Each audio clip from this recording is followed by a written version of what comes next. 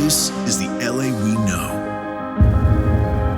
The hidden gems. The people that make this city live, breathe, and jump. Our LA is a place of boundless creativity, excitement, a city always inventing, reinventing. A 200-year-old city that's just getting started.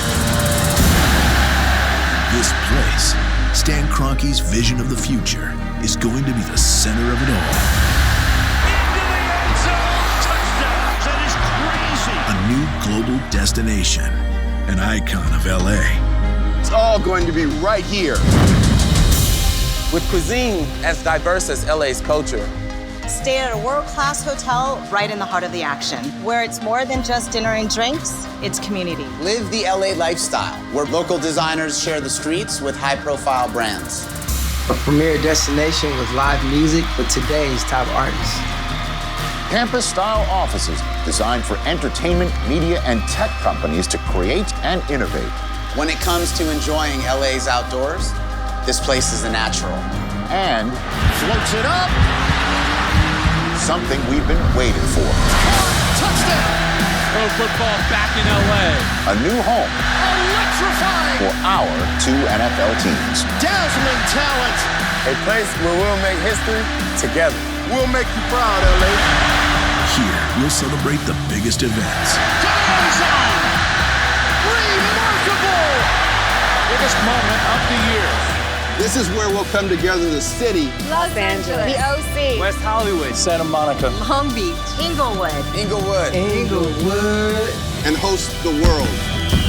A place to gather, play, explore, and dream.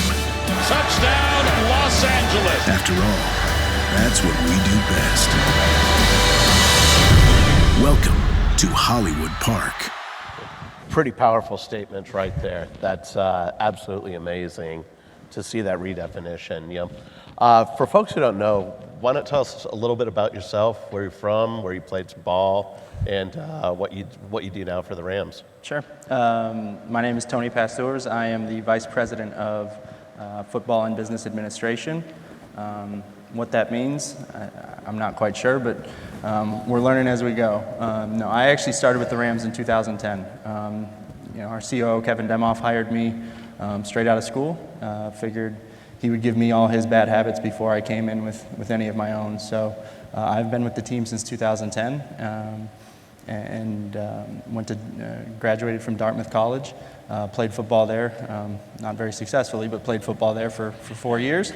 And from there, my job on campus, I actually worked in the football office. So knew I always wanted to work around sports. And in 2010, it was just the right place at the right time. And Kevin had just come into the Rams when they were still in St. Louis and needed some help. And so really, my first few years, I was Kevin's shadow. And from that, it's kind of evolved, and now I oversee all of our football finance. Have the pleasure of working with our general manager, Les Snead, and Coach McVay every day on all of our player acquisitions, salary cap.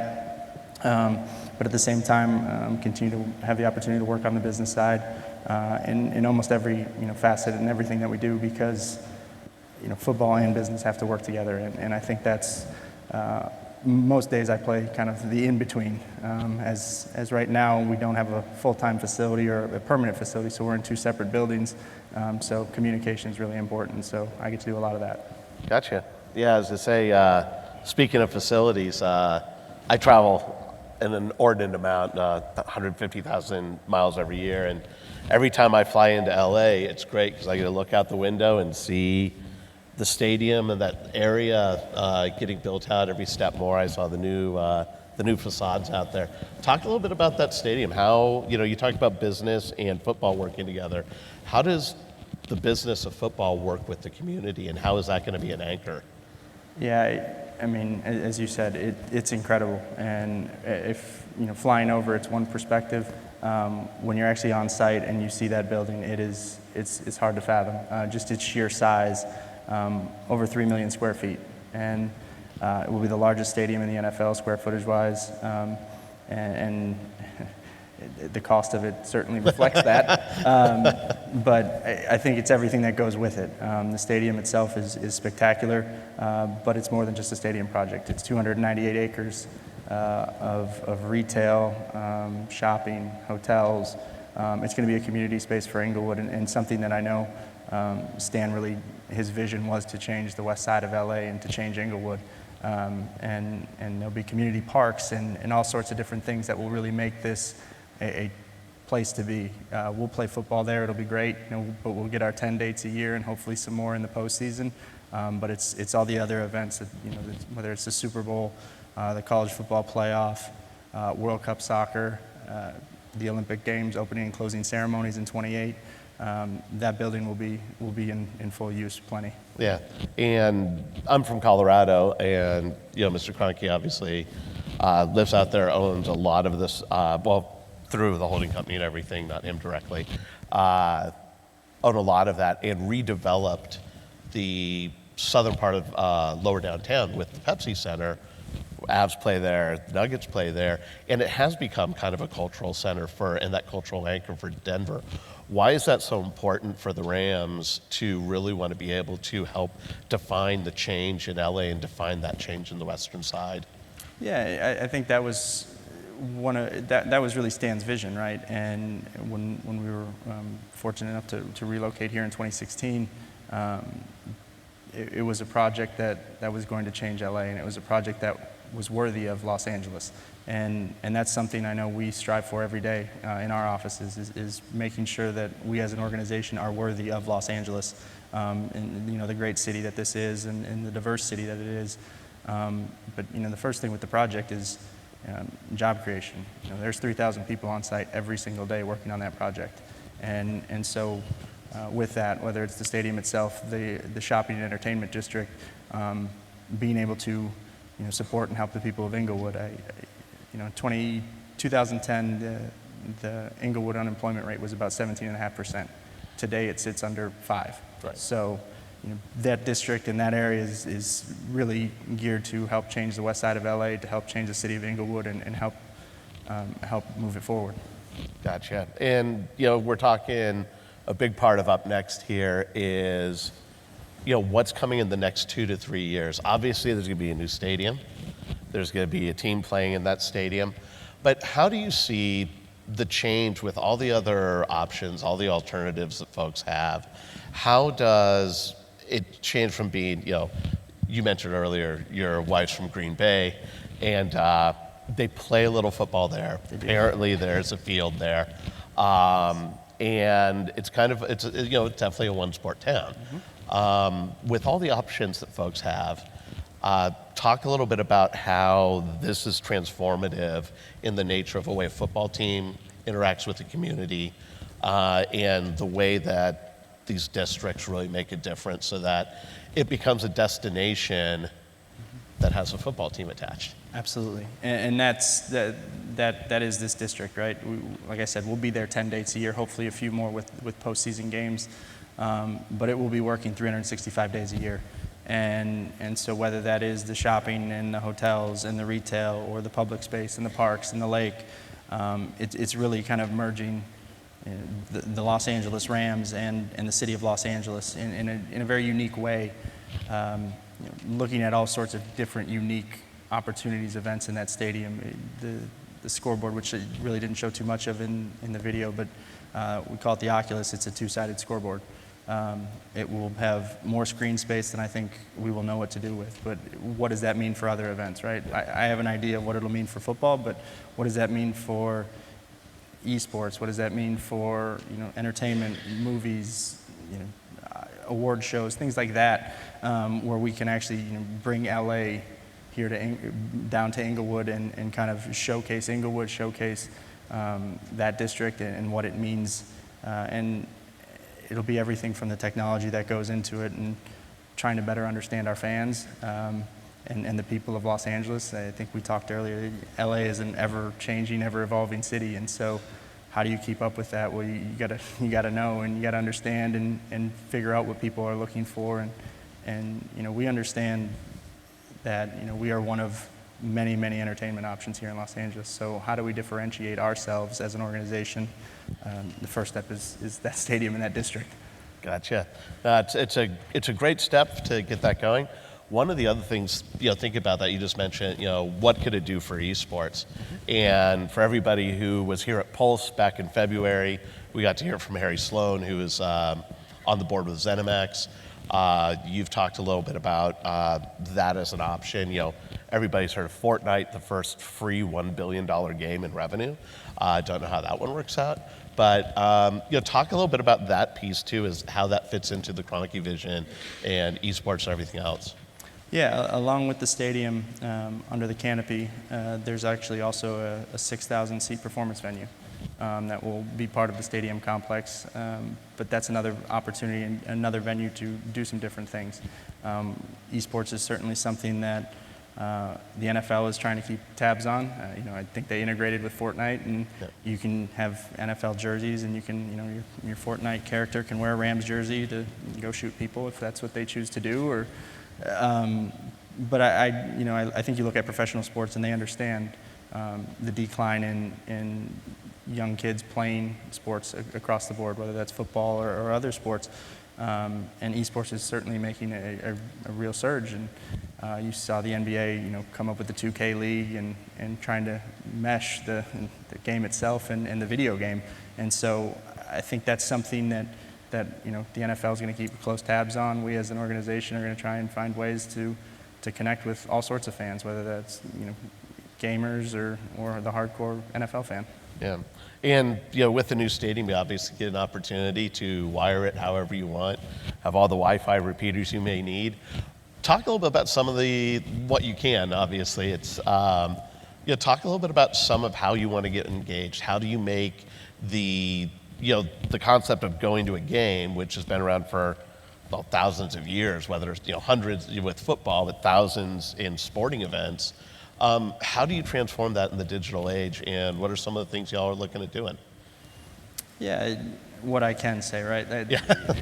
When we go back to rewind to 2016 and we finalizing things and shovels in the ground, didn't know a whole lot about the technology that was going to go in the stadium. That was always kind of something we intentionally left blank. Reason being, we didn't want to implement 2016 technology in a stadium in 2020. And so we were really, really fortunate. The CTO of the project and of the Rams, Scarpy, came from previously at Disney, and so they know a little bit about technology and things like that there. And so as we're starting to go forward, I do know that a lot of the technology will be individual based and trying to create an experience for fans that are individual to them, whether that's wayfinding, whether that's being able to do everything from your phone, getting into the stadium, ordering food, finding your way around the stadium or to a retail shop in the district. The entire district and stadium will be completely connected, and that's something that we want to tailor to our fans, right? And that's getting to know them, that's understanding what they want, and the greatest way to do that and communicate with your fans, the first thing is to listen. And we've tried to do that since we arrived. We'll be the first to admit we make mistakes and we'll miss at times, but one of the biggest things we tried to listen to our fans on, and we went to the NFL with it, was the change in uniform. There's a reason we wear royal blue at home now, and you will never see the navy blue uniforms ever again. Our fans made it very clear to us that they did not want to see us in those ever again, and so we were fortunate working with the NFL to get back into the blue and gold, and so that's some of the things as we try and listen and figure out what our fans want and tailor a game to them. What's probably the biggest insight that you've learned from that, aside from the sartorial sense? What are some of those insights that really made everybody kind of stop and say, hey, we need to take this step back, adapt, adjust, and make sure we keep our ears open? Well, I think when you arrive in 2016, first game, over 90,000 people packed the Coliseum. Football was back, and then unfortunately we disappointed and we went 4-12. And so I think we learned really quickly that LA is a town that wants stars, they want winners, and we need to put a product on the field that is worthy of the people of LA. And so when we went out in the coaching hire and we were fortunate enough to find Coach McVay, felt really strongly about him not just as a coach and as a play caller, but as a person. And everyone talks about Coach's his photographic memory and his unbelievable recall, and those are all great attributes of Sean, but really what separates Sean is his ability to communicate and the leadership he demonstrates day in and day out. All of his sayings, all of his mantras, he doesn't just put them on the wall and talk about them, he lives them every day. And that's really the secret and the special part about Sean is who he is as a leader. And I think when we were able to bring in someone like Sean, you realized how important communication was. And not that we didn't think communication was important prior to, but I think you see Sean and you realize being able to connect and communicate openly, clearly, honestly, and that's just the biggest piece as we go through, and especially the way Los Angeles evolves. There's always something new, there's always something different, there's always something next. And you can't always look at, hey, this is how we've done things, so this is what we're going to do. That you won't survive here with that. So I think that's something as we continue to evolve, we try and listen and we try and take those lessons and go forward with them. So this is where we break out the crystal ball. And one of your roles is you have to figure out which players you may need in the next 2 to 5 years. Same question. What is LA going to look like in the next 2 to 5 years? Obviously, the West Side is going to be redefined. What are the biggest trends you see coming, and what are the biggest changes? How are you getting ready for this? Not necessarily within the Rams. Obviously, you can't talk too much about that. But overall, kind of at that meta level. Yeah, like you said, the West Side is changing dramatically, and if you rewind probably 10 years, I don't know that too many people saw Playa Vista becoming this tech hub that it is today. And so technology and media and all of these things that Playa has become, I think that's certainly something we aspire for in Inglewood, that and then some. And creating a place where creativity and technology meet. And I mean, if I was smart enough to know what the technology is going to be 2 or 3 years from now, I probably wouldn't be sitting here. And I wouldn't be, with the Rams talking about practice squad players. But, I think it's the people out here, right? These are the innovators. These are the people that are coming up with tomorrow's technology and what's going to change, right? 5 years ago, did Snapchat even exist? And now, everyone's broadcasting their lives on Instagram, Snapchat, things like that. And so just being ready to pivot, evolve, adapt, and as we create the stadium, trying to create a place that can evolve and adapt and not set in 4 years in, we have to rip all the technology out and put new technology in because it's old and antiquated. And so I think that's a challenge for any business, is just trying to keep up with the trends. And so fortunately there are some really smart people out there coming up with this technology, and we're certainly willing to listen and entertain whatever is next, because we know that's vital to success. Yeah. And with, as transient as the population is, with folks moving around and the loyalties that you have, growing up maybe, or, I will not ask if you still like the Vikings, conflict of interest. But there's, and with the streaming stuff that's coming from, NFL just recently said they're going to be renegotiating the Sunday ticket deal with AT&T, the old DirecTV deal. And as you now have more and more channels to be able to interact with the folks, how do you help coordinate across all of those channels? So you talk about that personalized and that individual experience. What are the biggest challenges the organization is facing in creating that personalized experience, especially as it seems to grow exponentially, the ways that folks can follow the Rams, interact with the Rams, be a fan, even be a hater? How do you, sometimes they're your best critics, sometimes they're just, they're just out there. And that's been a challenge for the NFL for years. The media deals and the TV deals in particular have been the NFL's lifeblood. Greatest revenue stream comes from our media partners. but it's at a direct conflict with the idea of getting fans in the stands and filling the seats. Because we need ratings, we need large media deals, but we also need sold-out stadiums. So how do you find that balance and create a unique stadium experience in which people want to be part of and want to be there, but also creating an experience at home where people want to watch your games and sit on the couch and do it. And I think the NFL is trying to adapt and evolve as they go forward, right? It's not just traditional TV anymore. I'm probably as guilty as anyone. The number of games last year that I probably watched on my phone or on a connected device instead of my actual TV it's just people are on the go. People are always traveling. People are doing different things. It's hard to sit at home now and, hey, I'm going to block 3 hours for an NFL game.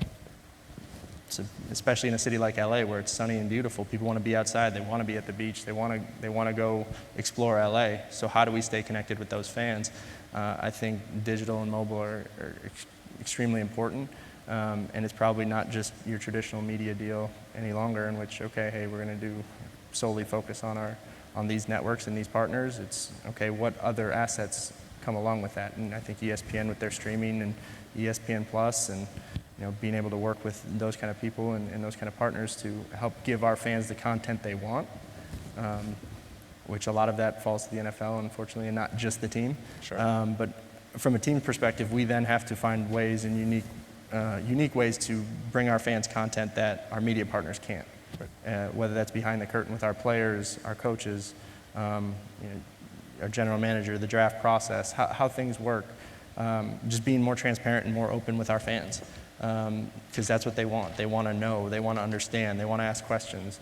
And so we have to be ready for that and be able to communicate that. That sounds good, and that's that really is the Facebook era, the being able to broadcast, is being able to ask that, and then to expect an answer if you send something out to Twitter. Mm-hmm. It's like in the past it was, this is us, and you watch and then you go home, but now it's more of that 24/7 kind of interaction. What kind of things do you learn from other folks in the team? In the team within the league? How, some of the things that you learn, some of the ways you guys innovate to really start driving that message home or start driving, those changes we'll see over the next few years. Yeah, the NFL certainly communicates best practices and things of that nature. But at the same time, I think for us, as we look to innovate and we look to be different, it's looking outside of the NFL. It's looking outside of the major sports leagues. The NFL is, to some extent, I think all major sports leagues are. They're a copycat league. If it works one place, they think everyone else is going to try and do their spin on it or something similar. And so looking outside of the traditional sports world to the technology world and to looking at these very successful companies and organizations and what are they doing? How are they doing it? What's different? Because I think that's to some extent why we try and be cutting edge, and at the same time it's a fight to get rid of still prints on the sideline and looking at black and white Polaroids and getting coaches on tablets. Right. That's been a struggle for years now, and I can't imagine anywhere else in this country are we having that struggle of people not wanting technology and wanting old school Polaroids. But that's one of those things. It's the way they were raised in this game and understanding that. And so how do we help them evolve? But I think we as an organization have to look at times outside. Yeah. And speaking of old school, talk a little bit about thinking outside in the old world. There have been games that have been played over in London. Near and dear to my heart, the game of rugby. You guys played at English Rugby Football Stadium at Twickenham. Talk a little bit about the efforts to expand into new markets, to get more of a global audience. It fits naturally with the level of communication, broadcast, and being able to stream it anywhere. Absolutely. The NFL and football is certainly a unique American sport. We understand that and we know that. But when you look at the success the NBA has had overseas and doing some different things, they do have a global audience. And when you have global superstars that can come in from different countries or different backgrounds and come into the United States and do some amazing things, suddenly, when Yao Ming was with the Rockets, suddenly the whole country is watching. All of China is watching every Rockets game because Yao Ming is there. I don't know that we've crossed that threshold in the NFL quite yet. I think we'd certainly love to, but I think the challenge is football is really played here. You look at different events that, globally, the World Cup is amazing. I'm a fan of all sports, but to me, that tournament and that's unbelievable. How the whole country stops, and really the whole world stops for a few weeks in the summer to watch the World Cup and support their country and support their favorite athletes. It's certainly something we would aspire to. We're never going to, realistic, we're never going to have a World Cup with football, but how do we expand to London? We'll play 4 games this year, the league will. The Rams will be one of those 4 games, and we'll play there in October. And it's amazing when you get there, the passion those people have for the game of football. When they didn't grow up around it, they don't see it on a weekly basis. It really is a unique thing. And I think a lot of it, as you mentioned, probably comes from rugby and their passion for rugby, because I have been fortunate enough to see some of those tournaments, and I understand the passion that goes behind rugby over there too. But how do we then kind of cross rugby and football? And maybe that's finding a rugby star that wants to come over and play in the NFL. I saw Tottenham star Harry Kane wants to come over and kick when he's done. I'm sure that would create a little bit of an audience if he wants to be a field goal kicker. But it's constantly expanding, constantly trying to get into new markets and create the next generation of football fan and player. And you see that actually with the Pats. Nate played on the U.S. Olympic team down in Brazil, and then back there on the special teams with them. So you've got somebody who's an Olympian and a Super Bowl winner, and it's truly an amazing ability to cross over. And his family history coming up through football, but a father who also played rugby. Incredible amounts of crossover and great opportunities there. We had about 10 minutes left. We like to kick it out and open to everybody here. If we've got the runners with the mics, if not, just holler loudly and I'll repeat the question for everybody. And unfortunately, the only thing you can't ask about is the move, because there is a lawsuit pending. But other than that, who's got questions? What would you like to know? Easy. Someone has to have a question. This is your insight into an NFL franchise. Come on. Good morning. Yeah. Morning. My question is, as you talk about technology, when you started the stadium build in 2016, and now you're looking at technologies for 2020, where exactly are you from the standpoint of post-production, production, specifically with ingest of data, whether it's audio and picture, all the way to playback and streaming on the other end? Do you have a workflow yet, or do you have an idea of what that means? It's kind of a technical question. But I guess the question is maybe more pedestrian from the standpoint of how you see it.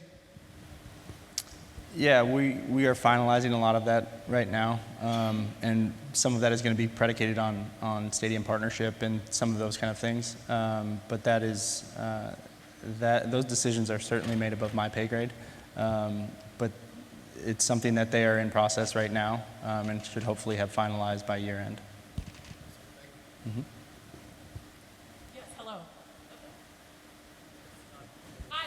Try it again. Hello? There we go. Gotcha. Hi. You talked about providing extra content, maybe what's not at the game, or providing your audience with that behind the scenes, more content. Have you kind of fleshed out what that will look like? And can you give us some insight into what that is? I think that's ever changing, and I think part of that is dependent on your current roster and the players themselves and their willingness, because some players want to keep some things private, other players have no problem putting their life on social media. Sometimes that's good, sometimes that's not so good for us.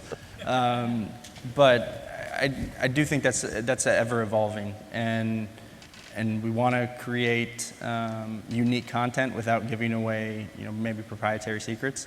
I know Coach isn't going to let us into team meetings anytime soon, and Les probably won't be sharing our draft board with the public. But at the same time, getting some insight into how the decisions are made and why the decisions are made and what they saw. I know we've produced some of that in the last week, talking to the scouts themselves and, okay, our first pick, Taylor Rapp from the University of Washington, what did we see? Why did we love Taylor? What was it about him as a player, him as a person that we felt so strongly that we wanted to draft him? But I think a lot of the most unique content involves our players. And with the off-season work rules, we're kind of limited in when we can have them around and when we can't. And I think you've seen great success in some of the endeavors from LeBron and some of the other, more than an athlete and some of these things that I think players really take to heart and really want to put their platform out there. And we as an organization should be there to help foster that and help them do that. Hi. Question? My name is Michelle, and I have a question for you about, well, first a comment. The video that you showed at the beginning was extraordinary. And one of the things I really, really, really loved about it and didn't know I was looking for was that the personality I felt of the people that you used in the video really came through. And that actually gave me some peace because, when a community is going through change, you hope that it holds on to its cultural character.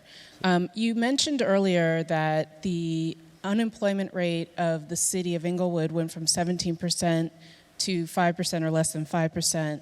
Were you aligning that with the build of the stadium because jobs are being given into the community? And if not, is there a plan to make sure that the community of Inglewood is hired to work on the property that's being built?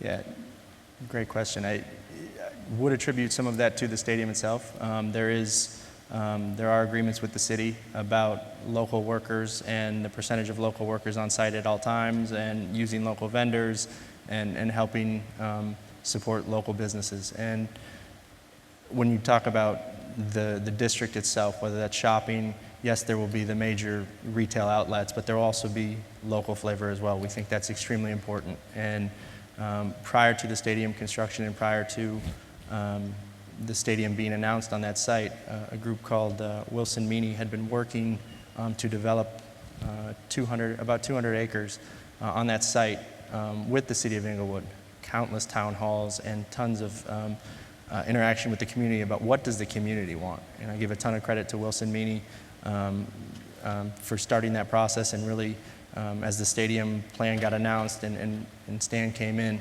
that was something he felt very strongly about, was continuing that process, listening to the people of Inglewood, what do they want and what helps their community.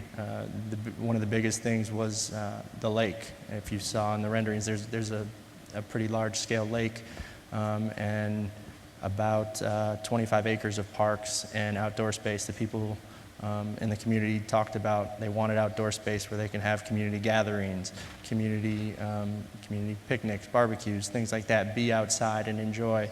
And so it's one of the things we had to make sure and we wanted to make sure was in the project, but also finding a place for local vendors. And that's a commitment as we go forward, that it won't just be the major retailers, it will be our local vendors and our local restaurants that will be infused in there to give it a local and community feel. Got one over here. Over here. Hi, how's it going? Building on that question, from a community relations perspective, more from a youth atmosphere, what are you guys planning on doing for more athlete integration within the community of Inglewood in terms of after-school programs, Play 60? What else do you guys have on your radar? Mm-hmm. Yeah, so this year the NFL is celebrating its 100 years of football, and so one of the league's big initiatives is, I believe it's 1 million hours of community service. And so we as an organization are going to help with that. And when we got here in 2016, one of our cornerstones is a staff day of service. Once a month we go out in the community and do a day of service. We shut down the building and everyone's there and everyone's part of it, and that includes, when we are able to, includes our players.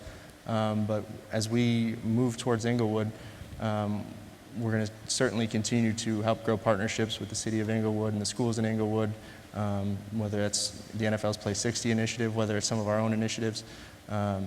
but we'll also keep an eye on, it's not just Inglewood, it's the city of Los Angeles. And Los Angeles is a very large place and a wide variety of neighborhoods and areas that we certainly want to be part of and we want to make an impact in. And so whether that's East LA, whether that's the city of Inglewood, whether that's North Hollywood, wherever it may be, we certainly want to be part of that, and we want to continue to help grow that platform. And we've got time for one very quick one left. Who we got right over here? Hey, Tony, a quick question. What with two teams sharing the stadium, what are the biggest opportunities and vice versa challenges that come with that kind of arrangement? Gotta be careful with this one. No, I think one of the biggest opportunities is it's not just 10 games anymore, right? You have two teams, and you'll have you're almost guaranteed an NFL game every weekend here in Los Angeles. And so whether you're a Rams fan, whether you're a Charger fan, or whether you're a fan of just another NFL team, you're going to have an opportunity to see those teams here in Los Angeles.